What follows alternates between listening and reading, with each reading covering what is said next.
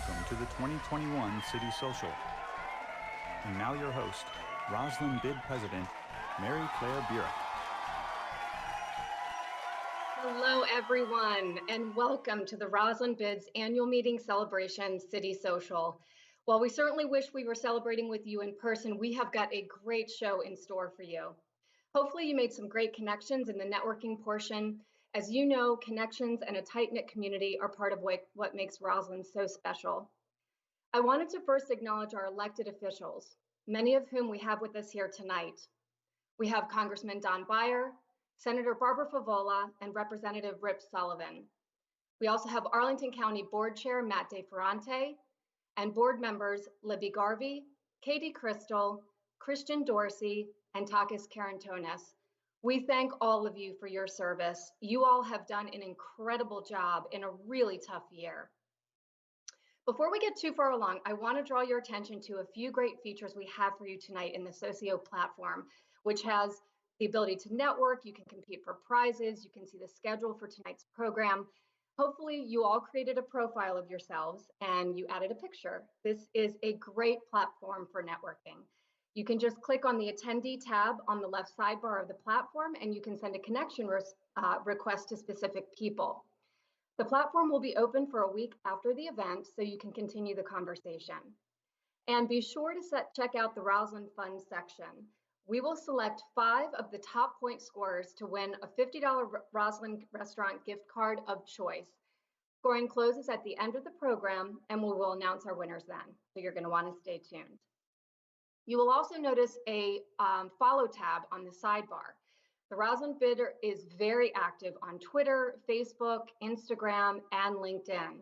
So be sure to follow us, tag us, and share with your friends. So let's get started. Welcome to Rosslyn.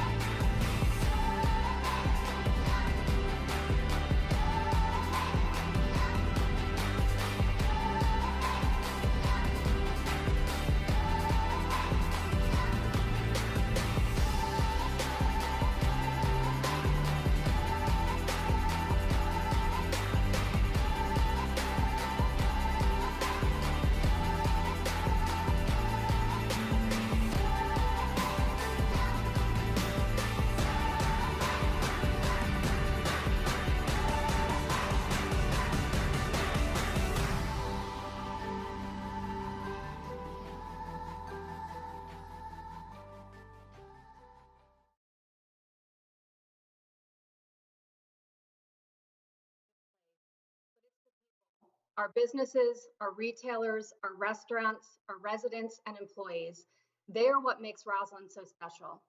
Throughout this next hour, you're going to hear from some of Rosslyn's most resilient and creative people, including our restaurant owners and executives, on why Rosslyn is and has always been such a wonderful place to live, work, grow, and yes, eat. One of Rosslyn's biggest supporters, who I now have the honor of introducing, is our esteemed board chair, Peter Greenwald. He has given his time, energy, and passion to advancing our neighborhood for years, And we and I would not be where we are today without his tireless efforts, energy, and leadership. And everyone who knows him will agree with me, he's quite the Toastmaster. So, Peter, can you do us the honors and lead us in a toast to kick things off tonight? Thank you, Mary Claire. I've been Toastmaster General for many years now, a position I relish, and a job I look forward to every year. This year, especially, because though it's been tough and challenging, and there have been moments of despair, even loss, here we are. And dare I say, in Rosslyn at least, we have risen to the occasion, demonstrated our resilience, and have so much to be grateful for.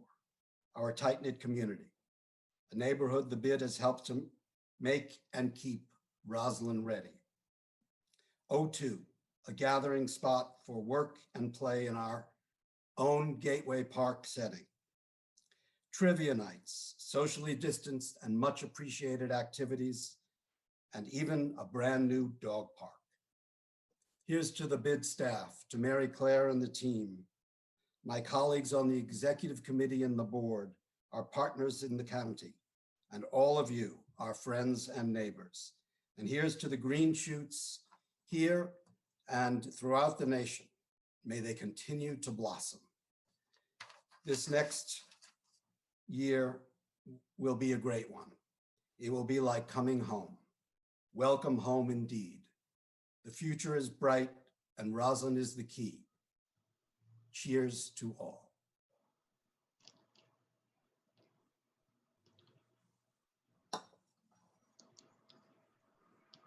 Thank you, Peter, and cheers indeed. So those lucky 100 that were the first that signed up actually got your celebration box. And so you have a great little tumbler. You've got some goodies in there from a new restaurant in Rosslyn. Hopefully you're enjoying that box tonight. Hopefully you've got your Prosecco chilled in the refrigerator and you're enjoying that right now. So thank you. I promised you all some fun this evening. So we're gonna jump right in with our first raffle prize, which is a $50 gift card to Barley Mac. Rosslyn has a bustling food scene with cuisines from all over the world, and yet some of our favorites are innovative twists on good old American comfort food, which Barley Mac has been providing the neighborhood with for years.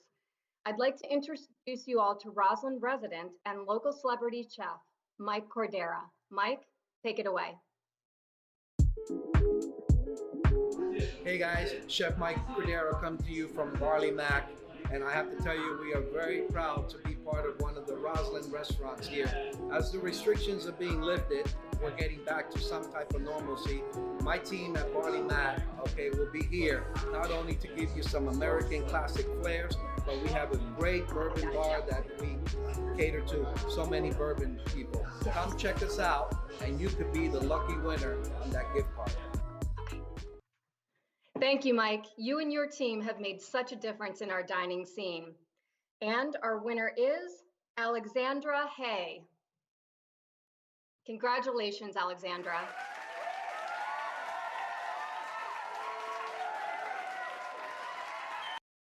I know you're going to enjoy Barley Mac, and I will tell you they have got a fabulous patio for outdoor dining, which I highly recommend. And that was just the first raffle, so stick around. We have more to come. And now it's my pleasure to introduce Sai Kuastani, Senior Vice President, Leasing and Asset Management for Brookfield Properties, one of the largest alternative asset management companies in the world. As a board chair, as a board member and executive committee member at the bid and co-chair of our Urban Design Committee, Sai is the perfect person to give you a sneak peek at all the exciting developments underway and in the pipeline here in Rosslyn. Sai, take it away. Hi, everyone. As Mary Claire mentioned, real estate's my day job. And as a board member and UDC co-chair, I've really enjoyed having a front row seat to what's been an incredible pace of development in the neighborhood. The Rosslyn of today is a full-fledged and vibrant community with a diversity of uses. And these new projects are bringing billions of additional investment into the neighborhood. With that investment come the amenities that make it such a great place to live, to work, and to go out with your friends. From infrastructure improvements to world-class conference facilities, from pedestrian and bike-friendly enhancements to more open green space and retail enlivening just about every corner, these new projects will help build on our current momentum and ensure that Rosslyn's future is bright. In short, Rosslyn's flourishing. and it has much more to come.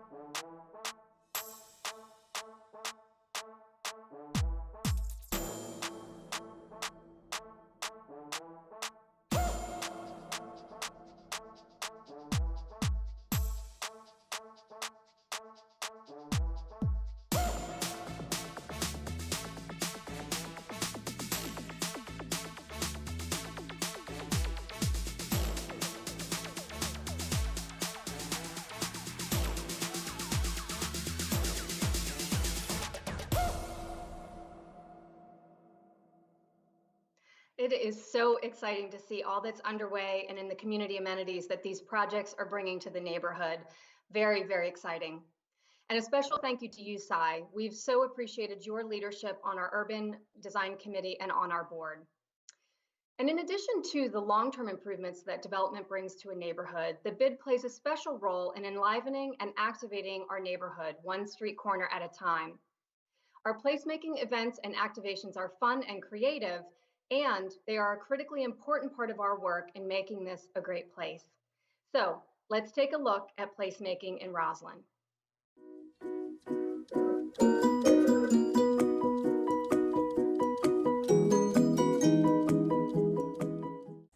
Regardless of the scope of the project, our goal is to create spaces that are welcoming, engaging, and inspiring.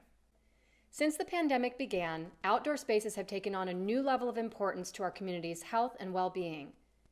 With this understanding, we embarked upon an ambitious plan in partnership with Arlington County Parks to pop up an outdoor office in Gateway Park. With the goal of leveraging existing infrastructure and natural elements, O2 prioritizes safety, productivity, and has become a popular free amenity for all to enjoy. Building on the theme of testing new uses and amenities for our parks and open space, we were proud to partner with Arlington County and Our Dogs to build an interim dog park at Gateway Park. It has quickly become a popular place, bringing activity and more community members to a part of the park that had been previously underutilized. Safety is another goal of our placemaking program, so we've teamed up with Arlington County's Transportation Division to pilot lower-cost tools, such as flexible bollards, planters, and pavement markings. And as an added bonus, these crash-grade planters not only help protect pedestrians and direct vehicle movements, but the planter's self-watering design supports our community's environmental goals while beautifying the hardscape. Beyond the physical improvements we've been making, we've also added activations to our placemaking portfolio. Despite being distanced by COVID, our team found creative ways to keep our community connected and engaged. With the support of our property owners, we invited the public to wander the neighborhood and experience playful activations which were strategically located near businesses and restaurants. So we were bringing some extra cheer and Rosslyn love this past holiday season. This spring, we launched Rosslyn Refresh, our newest campaign focused on helping our community safely get outdoors and enjoy Rosslyn's events and public spaces. While strolling through Rosslyn, you'll catch colorful flower bombs and neighborhood decor to brighten your mood. And you won't want to miss the BID's spring events, filled with a variety of fun virtual and in-person experiences. We are embarking upon a new project this spring, which will focus on Roslyn's great trail access and neighborhood wayfinding, encouraging folks to bike, walk, and roll in Rosslyn. Promoting Roslyn's pedestrian-friendly environment will remain a top priority for the BID as we continue to invest in signature streetscape, seasonal landscaping, and inviting outdoor seating, such as the Parklet, which was a prototype and the first of its kind in Arlington. And of course, we incorporated interactive social engagement to keep the conversation going online. At the heart of each of these projects, our goal is to create exciting destination spots and memorable shared experiences for the community. Our Rosslyn Ready campaign truly demonstrated the vital role BIDs play in leveraging local partnerships and convening key stakeholders. Our team promptly launched a holistic communications, marketing, and engagement campaign aimed at serving the unique needs of our local businesses, employees, residents, and visitors. Given the pandemic's urgent public safety and economic impacts, we swiftly pivoted our efforts towards modifying the public realm to encourage public health protocols and safely welcome folks back to the neighborhood when they were ready. We went big, wrapping building exteriors, distancing street furniture, and installing life-size murals in high-traffic public spaces.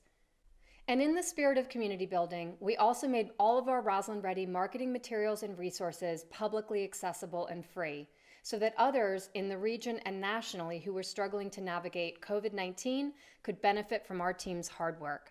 And I'd be remiss if I didn't give a special shout out to our ambassador team.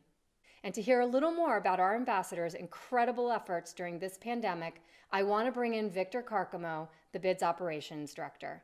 Victor?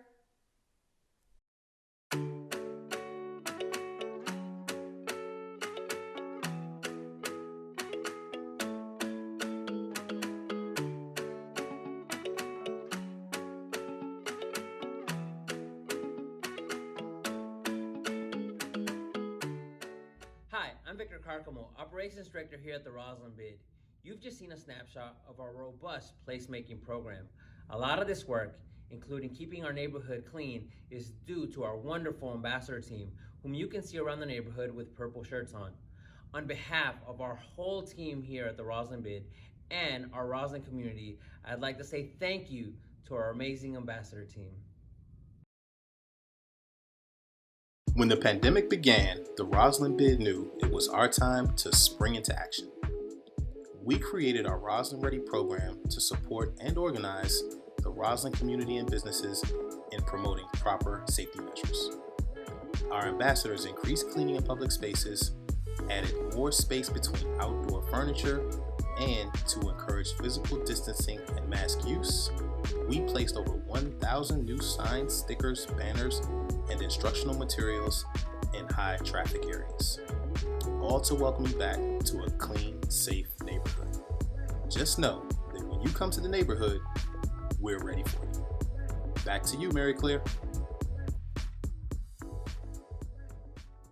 Thank you. And on behalf of our community, thank you to the fabulous ambassador team. We really are appreciative of all of your efforts. And now it is that time again, time to pull a new winner to enjoy another of our Rosslyn restaurants. This time you get your choice of Open Road or Salt, a pair of our newest offerings from Metropolitan Hospitality Group. So let's meet Mikey Bolero, General Manager of Open Road and Salt. Welcome, Mikey. Hello, my name is Mikey. I'm the General Manager at Open Road in Rosslyn, also Salt in Rosslyn. We opened in December 2019, a few months before the pandemic started. People love to come eat brunch outside. People love to come have late night cocktails downstairs in Salt. Through the Rosslyn BID, we've done a lot of great things, like cocktail demonstrations. They've gotten us on TV, kind of expanding our footprint throughout the community. So we really want to thank them. Let's see who's going to win this gift card. Thank you, Mikey. Both Open Road and Salt have been such fantastic additions to Central Place Plaza and the neighborhood. So let's pull the name. The winner is Joe Prentice. Congratulations, Joe. Hopefully you're going to invite me.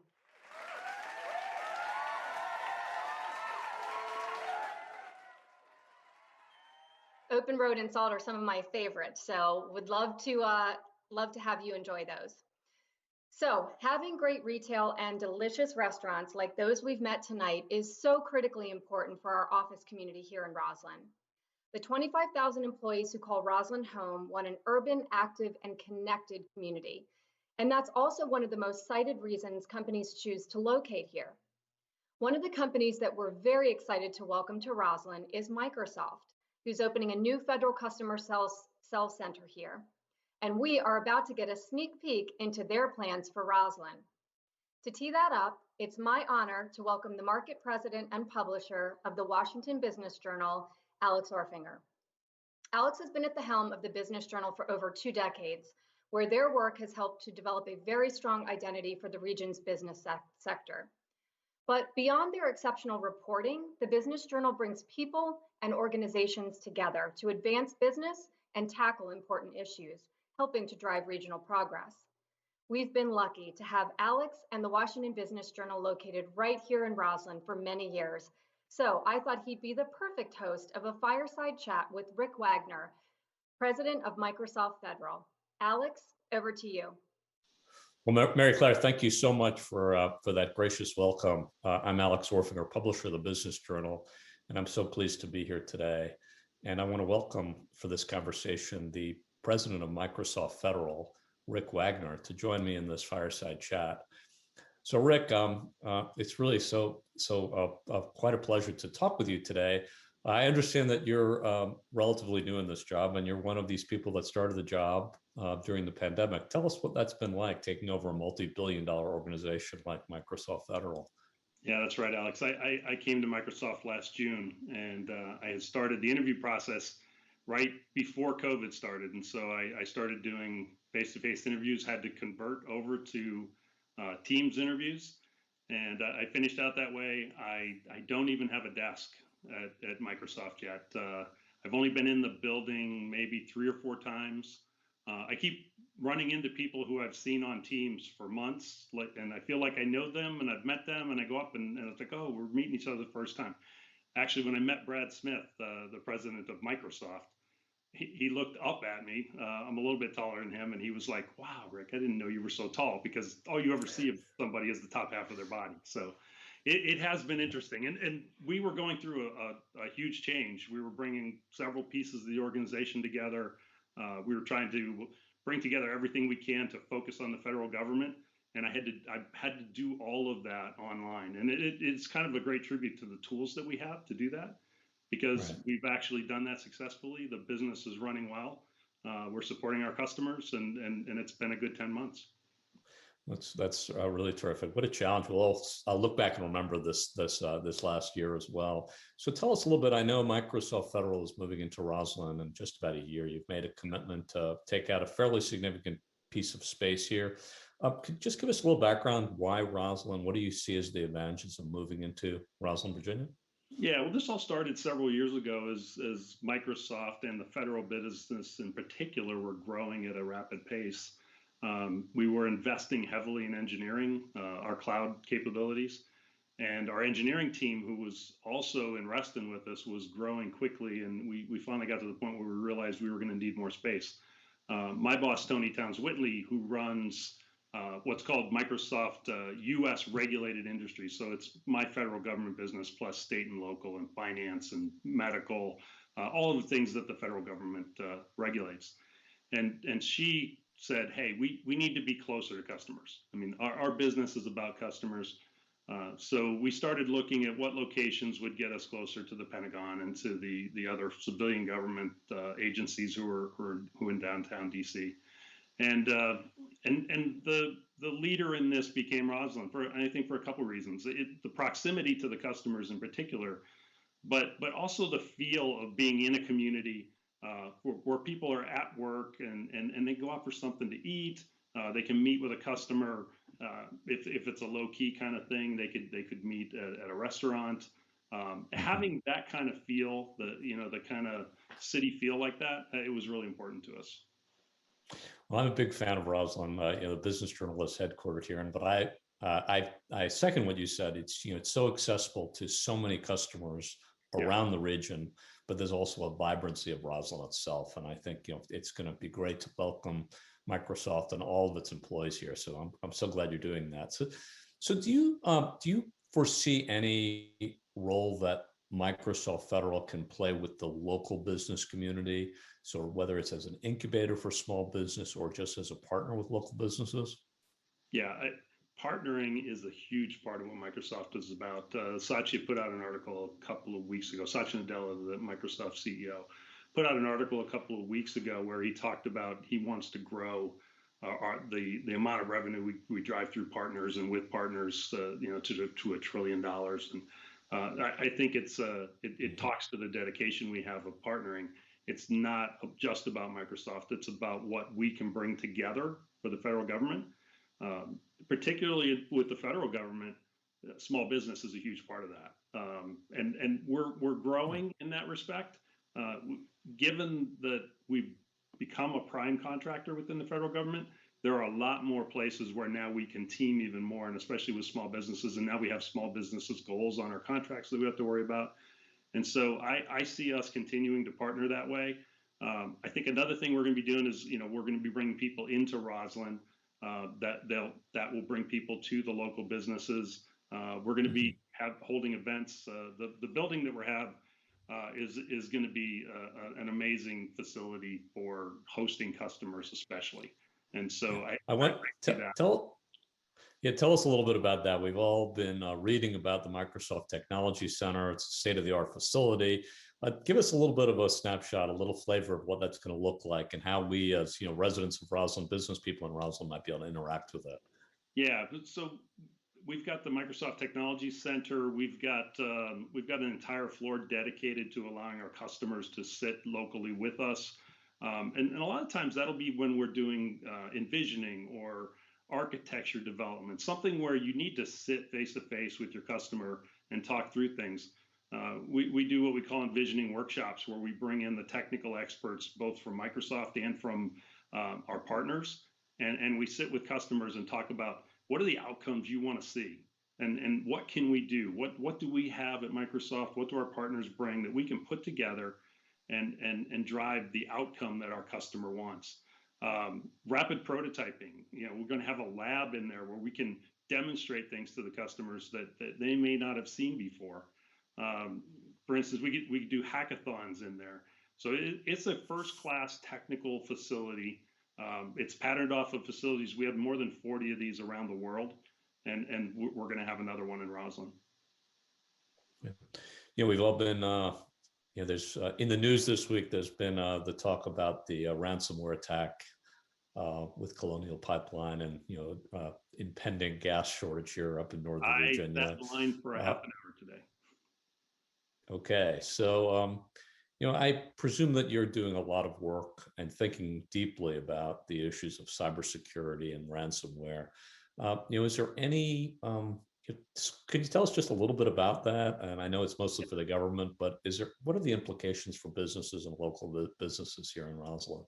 Well, I would say first and foremost, we've had cyber issues as long as we've had computers, and really it comes down to migrating, transforming IT in ways that become more secure. One of those ways is cloud. By moving to a cloud architecture and centralizing where everything is, the security of that stack becomes easier to do. And so that's a big part of what Microsoft is trying to do right now is as we're migrating all of our capabilities to the cloud, we're working with customers to migrate them to the cloud as well. Also working zero trust architecture, the idea that you have to develop trust within your architecture of the people that are in it, all of the capabilities that are in it. That's a big move within the federal government as well.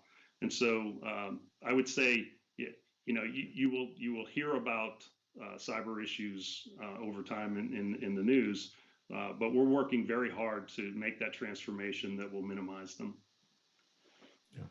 So you're also talking a lot about sort of general IT modernization, and do you see that? And we also at the same time looking at what we think will be relatively flat federal spending levels, or at least federal defense spending levels.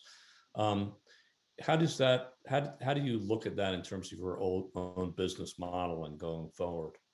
Yeah, I kind of have to point to the cloud there in particular, because what it does is it creates efficiencies.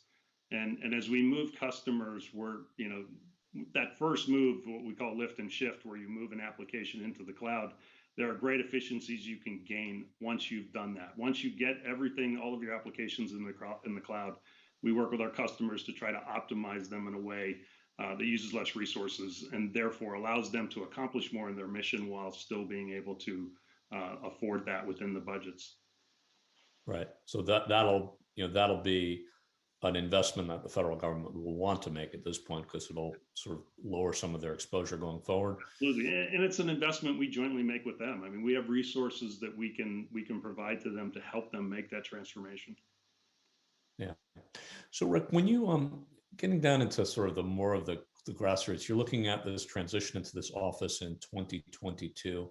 And I'm just wondering, as you're thinking about your own office space and this transition back to the office, what types of COVID adjustments have you made, and what type of adjustments have you been working with your own customers to make?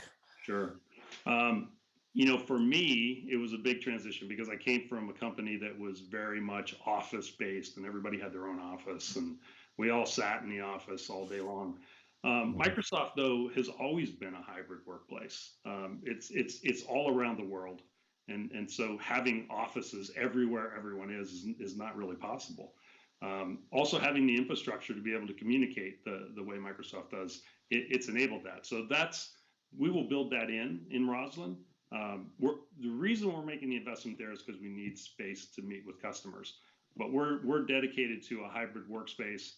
We've told all of our employees that we will work with them in terms of how we implement that hybrid in ways. Maybe some people will only work a couple days in the office during the week. I just think that's going to be the future. We've proven over the last 15 months that we can keep the economy going. We can do everything that we did before, and we thought we had to be in an office. It really comes down to putting in the IT capability. I remember when I first moved into, I moved into this home just before I started at Microsoft, and had cable installed, and then the lawn guys came by and ran it over and cut it. Things like that you can't work if you lose your connectivity. So I think you'll see some investments in that part of the infrastructure as well to create more robust communications pipelines. So, like I said, we're going to be working hybrid, and it's about the move to Rosslyn is really about customers. Okay, so tell me a little bit more about the move to Rosslyn. I need to get some facts from you here. So you're moving in next summer, 2022. Yeah. How much space and how many people how much space and how many people do you think you're going to be bringing with you? We've got 7 floors in the building, and off the top of my head, I don't remember how much that is. But again, there are probably going to be around 1,000 people, but a hybrid, right? So will they all be there at the same time? I don't know. 1,000 people. I think a lot of people in Rosslyn would be pretty happy about that. So, Of those, do you expect that you're going to be hiring for Microsoft Federal as well? Yes, we're in a constant state of hiring. I mean, the growth that we're seeing right now is been leading to fairly heavy hiring. Great. Hey, Rick, thank you so much for your time today. I first of all, I want to officially welcome you to the Rosslyn business community, and I think it's a terrific environment to grow a business, to run a business, and I'm so glad you're going to be joining us there. And secondly, I just want to thank you for sitting down with me for this fireside chat as part of our Rosslyn event today. And we all look forward to sort of welcoming you in person, and having a great lunch together. So again, thank you very much. Thanks for joining us today. You're welcome. Rick, we welcome you and the Microsoft Federal team to the neighborhood. We are so excited for all that's to come with this new center. And you're going to be in great company. Rosslyn is home to a marquee list of businesses, from entrepreneurial startups to household names. Through our business engagement program, the BID works hand in hand with our businesses, supporting them and connecting them to each other and to valuable resources that enable them to get the most out of their location. I'm thrilled that you're now going to hear from several of our prominent business leaders as Alex leads a discussion on the topic on all of our minds, the return to the office and the future of work. Back over to you, Alex.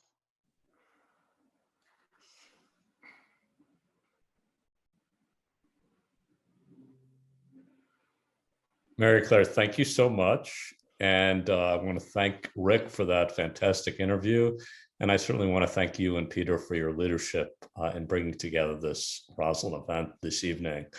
I'm really pleased to be hosting this panel discussion today. We've got 4 terrific panelists with us, and we've got lots of conversations. Everything that we're gonna have everything to talk about from where to have lunch in Rosslyn to where you're going to get gas during this gas shortage, and possibly ending with a quick conversation about whether you're hiring the same way that I asked Rick that question. So why don't I ask you first, though, quickly, if we would just do a quick round of introductions, just so everybody knows who you are. And we'll just start with you, Michelle. Thank you, Alex.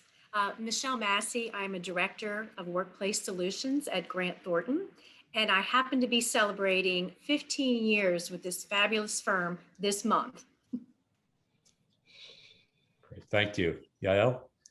Hi, my name is Yael Grushka-Cocaine. I'm a professor of business administration, as you may have guessed. I'm a professor at Darden, the business school from the University of Virginia. You may have seen our name on one of the buildings around.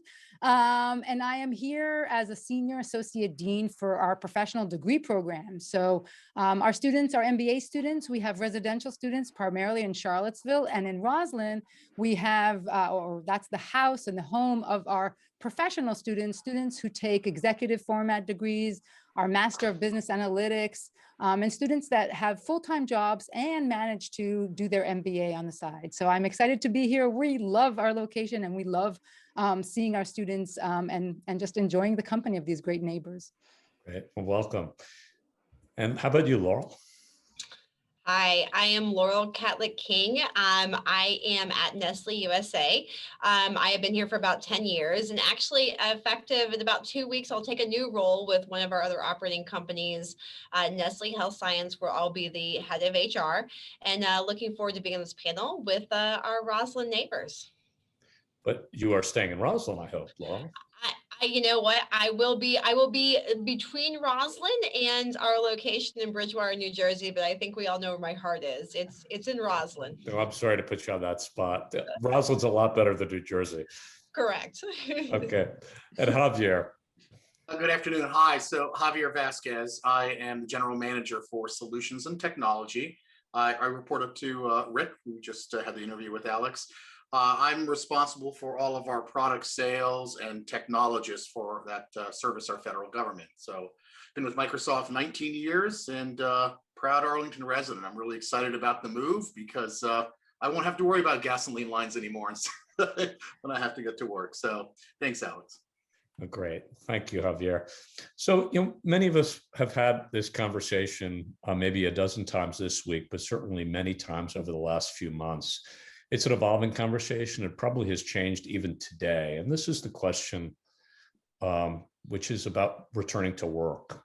So I wanted to ask each of you to quickly describe for us how your organization is thinking about bringing your staff and your teams back to work. And if you would just share with us, not only organizationally, but if you can also just share a little bit about, sort of how you personally are thinking about it. I think that will help our audience an awful lot. So I'm going to change this up a little bit. I'm going to go to you first, Yael. Great. Well, just wanted to throw out there that I was born in New Jersey. So just, just so it's out there as kind of a framing.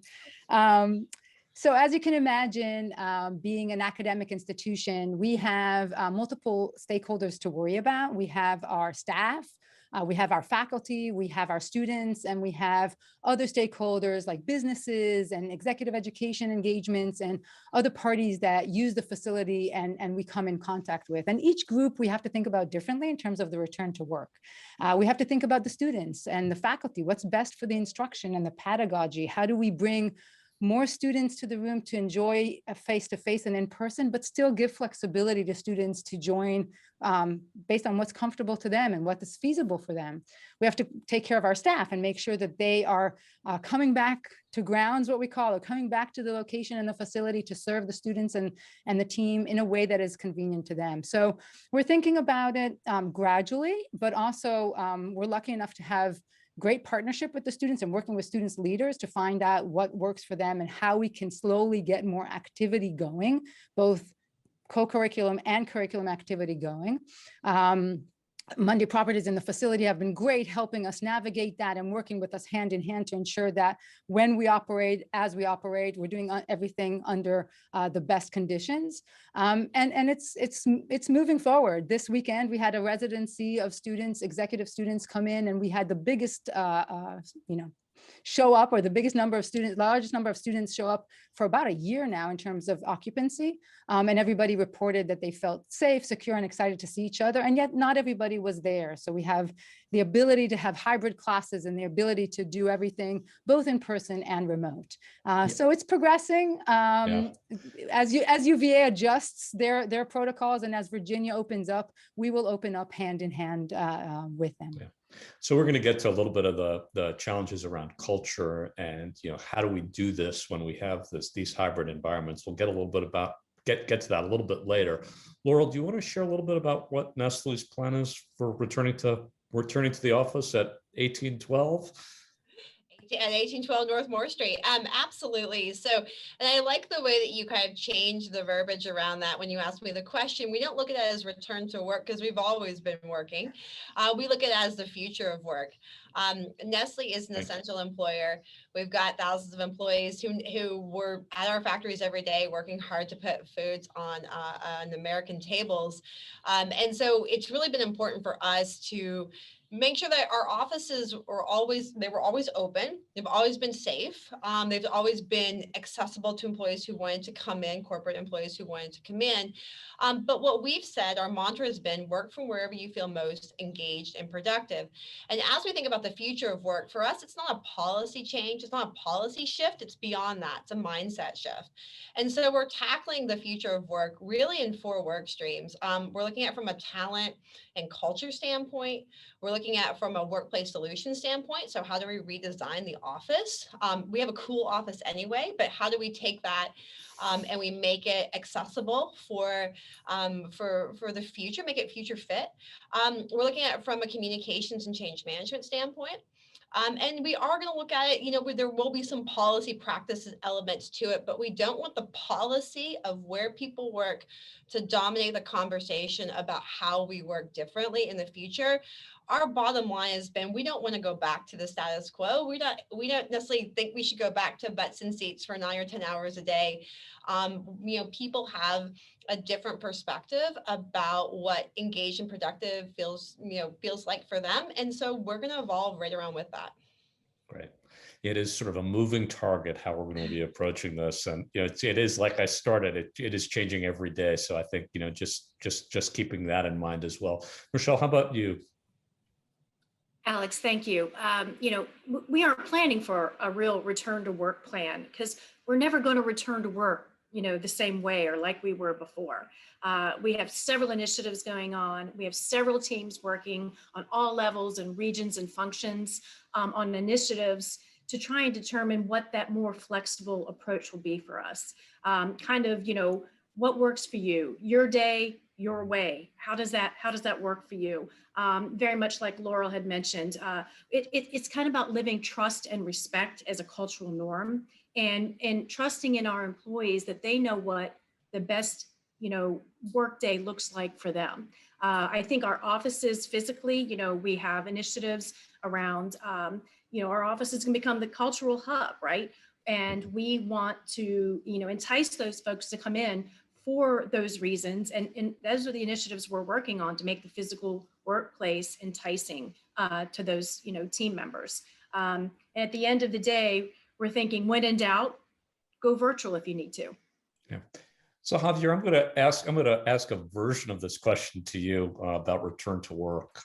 You all work for some fairly large companies, and Rick had talked about how much you partner with smaller businesses around the region, around the country. And I just wondering, as you're speaking to some of your customers, obviously outside the federal space, how are they thinking about return to work? That might be similar, might be drastically different. Are there differences for large and small businesses, enterprises? Is really my question. Oh, absolutely. And, it really comes from where the business comes from in terms of where they're headed into the future. Surprisingly, maybe not surprisingly, we found kind of smaller and medium-sized businesses tended to be much more nimble and be much more effective in going to the remote environment. Because for many of them, they were working remotely anyway, especially if there's a sales organization, they're out with customers and they had those tools to really keep them productive while they're out and about. What we saw was really interesting was the very large organizations or government or public service organizations that have a lot of policies about work that they had to overcome or change to be much more effective so they could work remotely. But what was interesting, our CEO Satya Nadella said, we saw about 9 years of innovation in about 9 weeks. In the sense that suddenly all those policies that people spent a lot of time gnashing their teeth over changed very quickly. And then after we had millions of people go home and work from home, it really opened up the minds to a lot of leaders out there in terms of what's possible. And a lot of their preconceived notions that I needed to see someone in a seat to be productive changed. And we actually saw in some cases people became more productive working from home. So, following on the previous speakers, I think, as we come back to the office, it really comes down to making sure you have policies that address the constituency.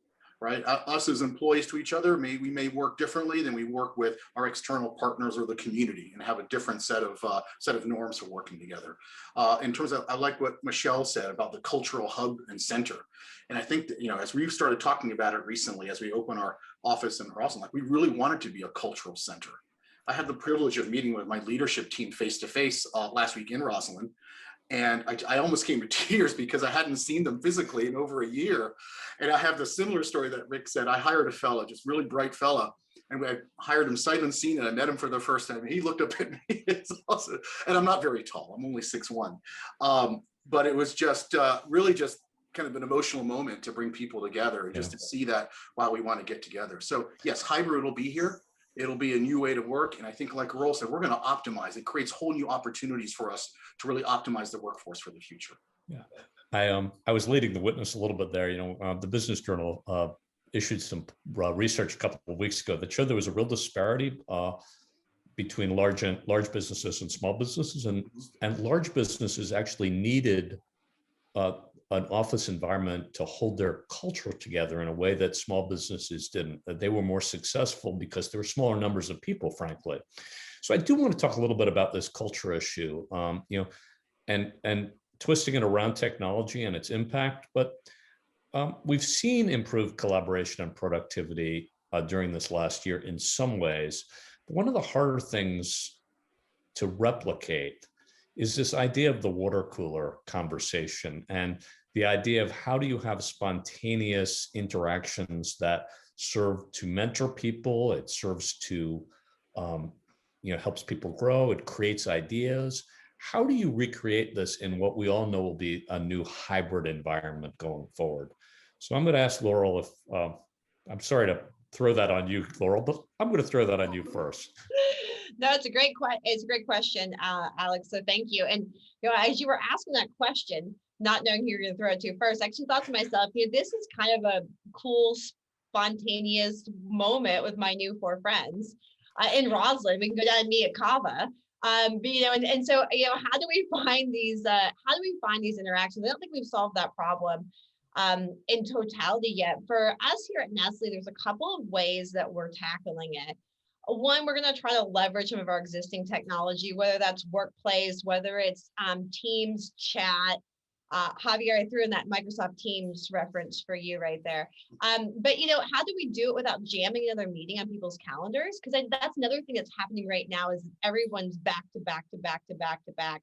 And so how do we do it in a manner where we're not killing the creativity and the innovation of the conversation? We've got two tools that we like a lot right now that we've introduced relatively recently. One we call Talent Marketplace. It's an internal development a clearinghouse of sorts. And so if people have opportunities or projects or roles that they need filled on a short-term basis, they post them, and then folks from all over the organization can go on there and apply. And so it allows for some connectivity with people that you wouldn't normally interact with. It allows for development, for exposure. And it really facilitates this mindset that you don't have to be staring people in the whites of their eyes in order to, in order to see what they're up to and what they're made of. The other thing is we use what we call open channel as a way to generate crowdsource ideas from our employees on a wide variety of topics: sustainability, new products, how do we cut clutter? And so we are looking for new and interesting ways to talk to our employees, to listen to our employees, and to connect with our employees that isn't about jamming calendars with meetings. Oh, please. Thank you. I love that. I love that idea. And I also love having lunch with all of you. Yeah, right? Javier's fine. I'll buy. Yael, do you want to add in anything? Well, I wanted to chime in and say, from an academic perspective, again, I'll just represent UVA and Darden. My colleagues are experts in thought leadership related to organization and organization development and leadership in general. And there's so many opportunities for exciting new theory to develop and emerge here. Folks are doing research now, cutting edge research, as you can imagine, on how do companies operate? How does culture get created in a world that is virtual or hybrid or changes all the time? 1 week we might be in one mode, but in 2 weeks we might have to change. And so it's a fascinating time to think about organizational culture and organizational theory. And so, if you need an expert or you want a theorist or you want to write a case study, please reach out to the Darden faculty who are fascinated by this. I will also say that academia and students are so creative. Students are always ones to find ways to connect with each other or to overcome any barrier that's in their way. And so we're seeing great innovation out of our students in terms of the way that they interact with each other, the way that they get to know each other. Videos and intimate, one-on-one Zooms, group Zooms, open hours, sessions that like this one combine video, asynchronous with synchronous material, folks having opportunities to connect on other platforms, as was mentioned, Teams, in ways that really create some fluidity across the different channels and multiple touch points, perhaps more touch points than we had before. So It's really interesting to see and look for the students to come up with the next Facebook that isn't Facebook. So I agree with you. And I also think we've all learned so much about our own management abilities over this last 12 months, our own ability to connect. I never thought in a million, I like being with people. And I like sitting with somebody in a restaurant and talking to them, sitting at Compass Coffee for a cup of coffee. But I feel this through Zoom or through Teams, I feel an ability to connect with people. It just requires a different skill set. It requires a lot more patience and a lot more, my eyes, of course, have gotten worse, but it does work. It can work. So Javier, tell us a little bit about, the water cooler issue. I'm just going to use that as the bucket. And don't just tell us about Microsoft Teams. So you got to go past that for me. No, listen, I didn't pay for the commercials. Thank you, other speakers, for that. I appreciate it. But I may go opposite from a technology conversation here when we talk about culture, because I think, like Laurel mentioned, I call it the Tetris of our calendars, right? People are trying to shove every little piece anywhere they can. And really, culture isn't built by structured meetings. Culture is built by unstructured communications. And, I had the privilege of running a national business several years ago. And unlike being like in a federal business where I can see most of my team geographically pretty close, I had to manage a team that was national. And one of the things I learned there was, as a leader and as teammates, you have to be intentional about reaching out to be unintentional. meaning like, hey, Bob, hey, Susie, how's it going? How's the dog? How's the cat? Right? Oh, yeah, I hear the people doing construction in your backyard. What's going on? And really just connecting with them. And especially as a leader or a manager, it's really hard to do because like, what are the results? When's the next deadline? But avoiding all of that and just having a conversation like, hey, yeah, I'll catch up with you next week. And then that's it. And I found a phrase that I used during COVID that I found very instructive, especially during, I'd say, once we got past the novelty of COVID, when we were in the depths of it, was just asking, how are you doing? And like, really, like, how are you doing? Right. And then you'd be surprised what people bring up, and just having that connection, I think, is super important. Listen, I love the tech as much as the next person, and it enables a lot of abilities to communicate and connect in ways you never did before. But I think it's almost too easy to connect. And then it created too many opportunities. There was a cost when you had to go drive in the office. You had 30 minutes to yourself or 20 minutes to yourself, right? There was, which meant that you had your own time. There was, some time that you could break away for yourself to get something to eat, and we don't have that. And so I would say, from a culture perspective, put the phone down, put the Teams channel down, the Zoom application down, and build time for yourself. And Yael, listen, I would love to volunteer and figure out how we adapt culture in this new world, because we're in a different world now, and I want to learn.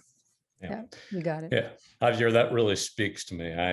This idea of reserving some time for yourself, number one, but it's also, it is, whether it's on Zoom or whether it's on Teams, to actually take a moment instead of just jumping into business, to actually do what you would do if you were standing at a water cooler and ask, how was your weekend? How are your kids doing? All of those things that just, bond you with one another, bond you with your fellow workers in a way that it's really hard if you just, if you're all business and you're just going through what did you call it? The Tetris of the calendar? Yeah.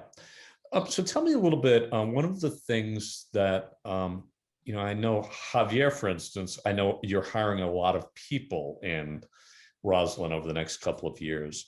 So I want to talk a little bit about sort of what recruitment and retention will look like going forward in this post-COVID world. We all know that we can't go back to everyone has to be in the office 100% of the time.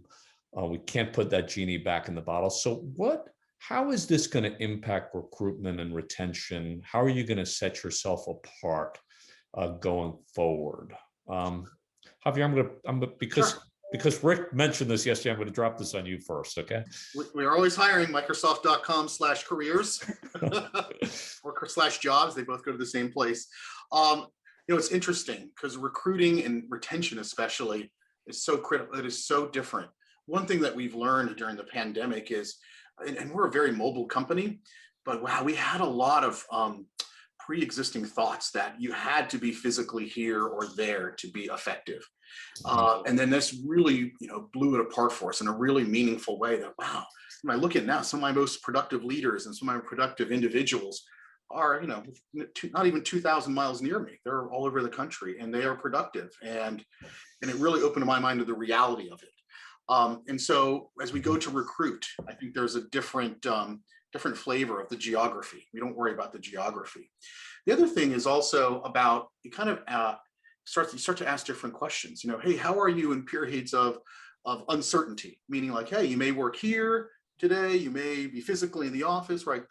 Is that important to you? And folks that have more kind of internal resiliency or flexibility tend to give you a kind of a different set of outcomes. Being able to, hey, through the pandemic, I worked at my mother's house in Florida.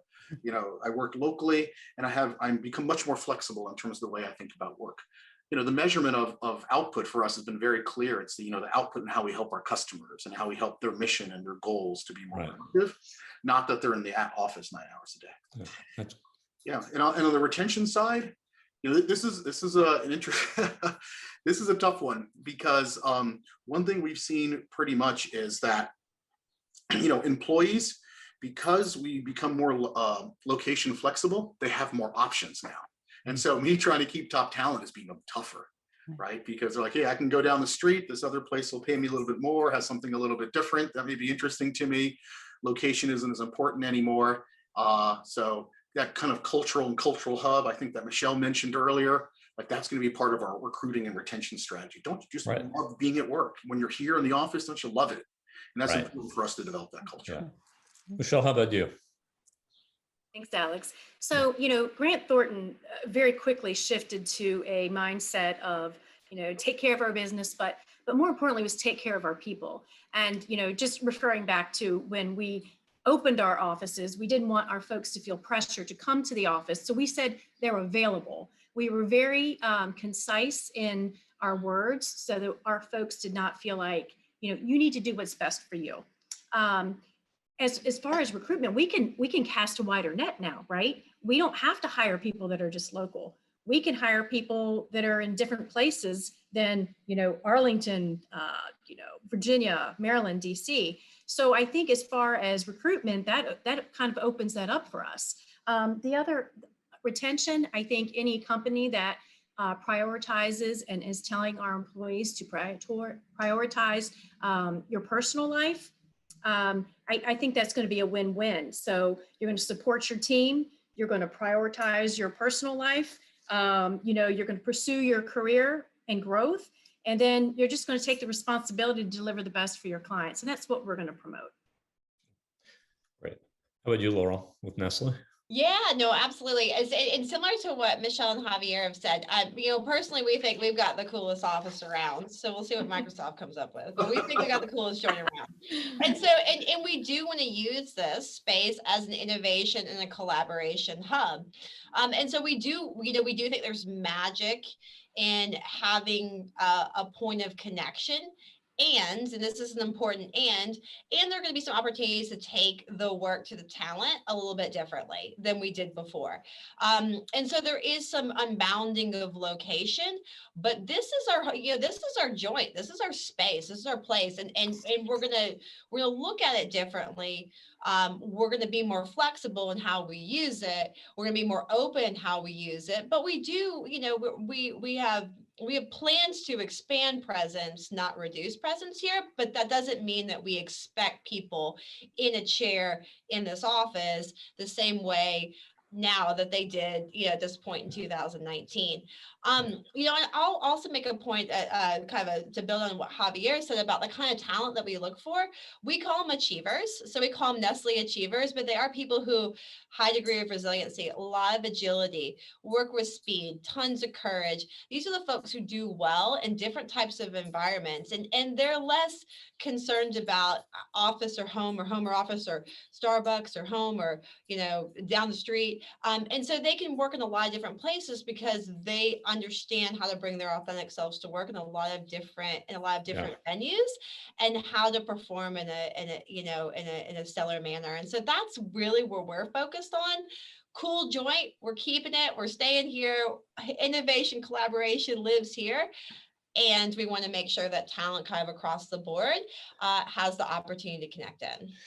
I'm going to just say one thing that's pretty obvious. I think we don't actually know what this is going to look like a year from now. Right. And I think that's the most exciting part. We don't know how our cultures are going to evolve, how many people are going to interact, and how that's all going to work out. And I actually think is just so exciting because it's just going to keep changing. And we're going to come back here a year from now and say, I didn't realize this is how this was going to play out.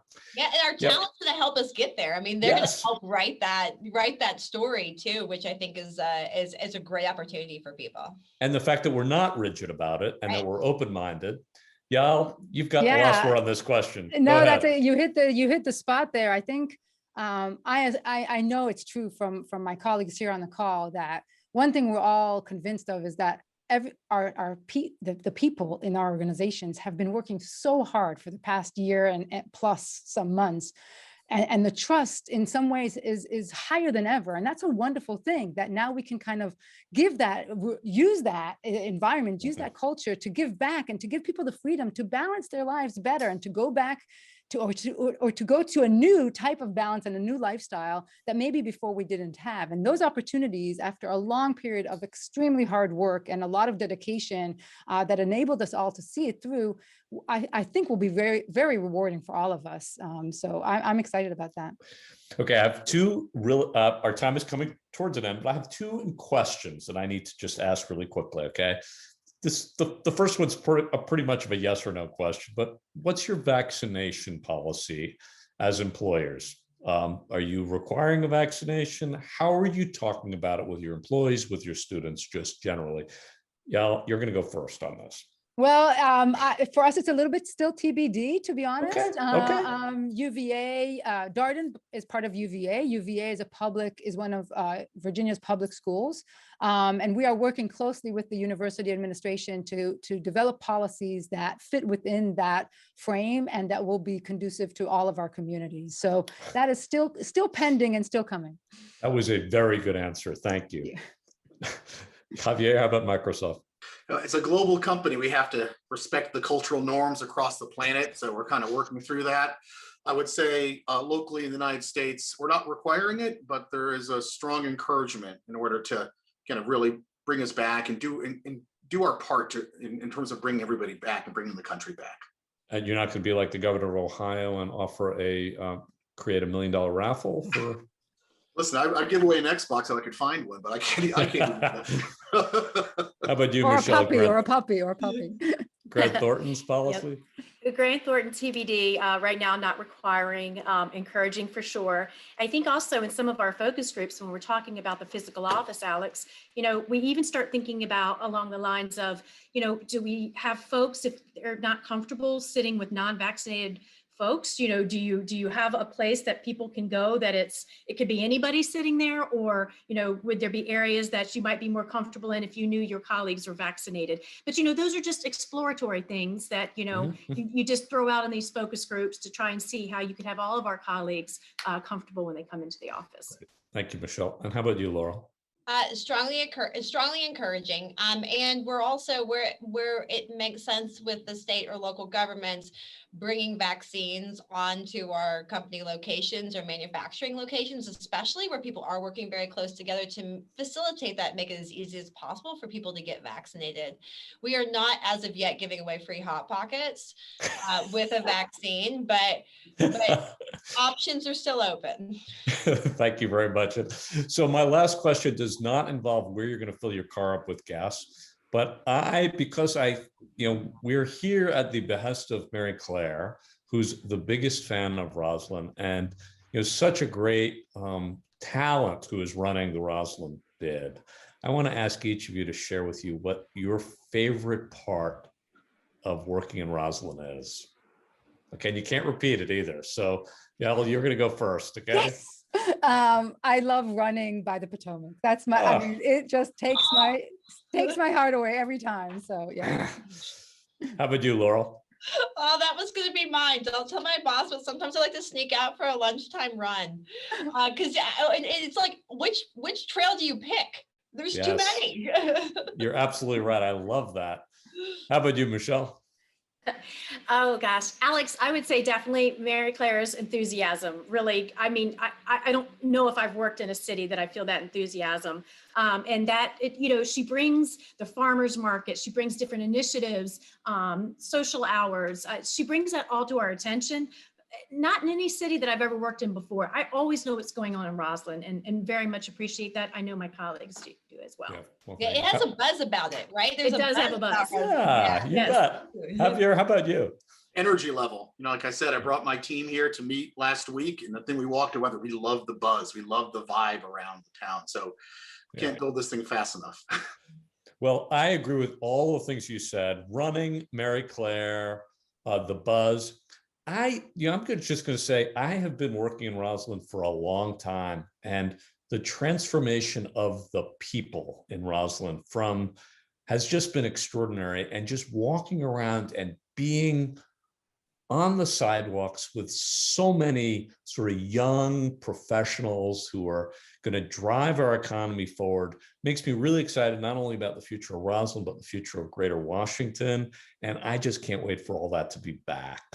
So I want to thank each and every one of you for your time today. It's been a joy. I can't wait to have lunch with you, courtesy of Javier. On me. And with that, I want to just pass this back to Mary Claire. And thank you, Mary Claire, for your leadership. Thank you, Alex.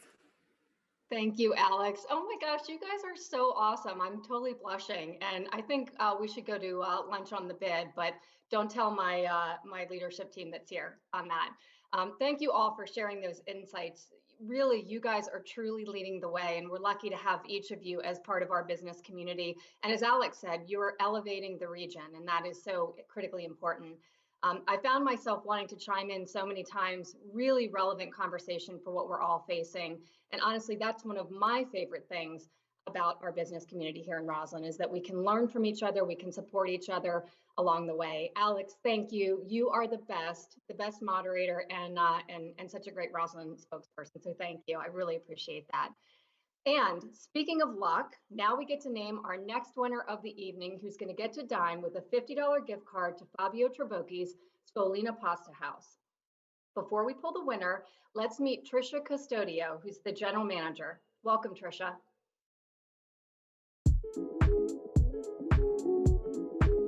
My name's Trisha Custodio, restaurant manager here at Fabio Trabocchi's Sfolina Pasta House. The pandemic has really inspired us to think of new ways to serve Rosslyn.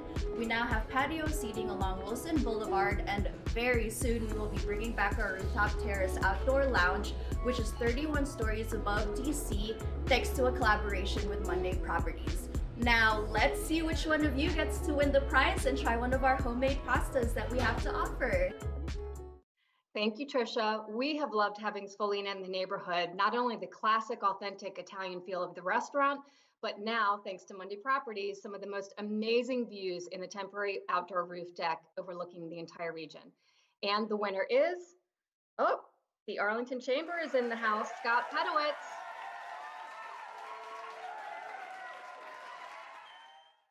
Congratulations, Scott. I know you're going to love this dining experience. I don't know if you've been up to the roof deck yet. It is fabulous. You've got to go.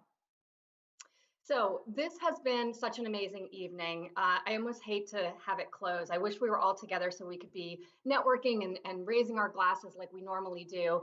But we will definitely be doing that next time around. So hopefully you've enjoyed the platform tonight, Socio. It highlights so much of what Rosslyn has to offer. So hopefully you'll check out those restaurants, check out the business highlights of the business panel that we had here tonight with us.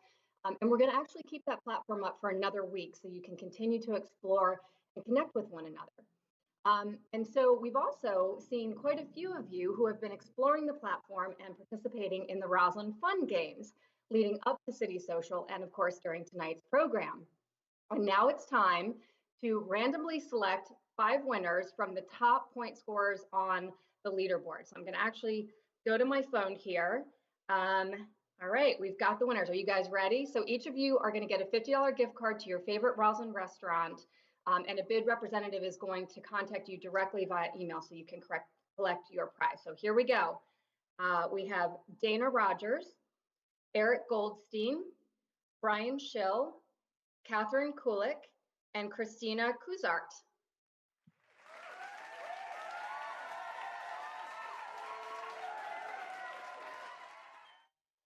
Congratulations to all of you. We have loved watching you on the platform and interacting with one another. It's been really great to see. So again, we'll be in touch with you so that you can collect your prize.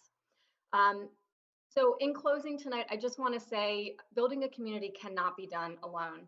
And we are so thankful for our partners and our friends who do so much in support of this neighborhood. From our bid board and our staff, to our property owners, our businesses, our restaurants, our residents. And of course, Arlington County, our elected officials, county leadership, and county staff. You all are a key partner in just about everything we do, and we are so grateful. You are all part of our success, and we thank you.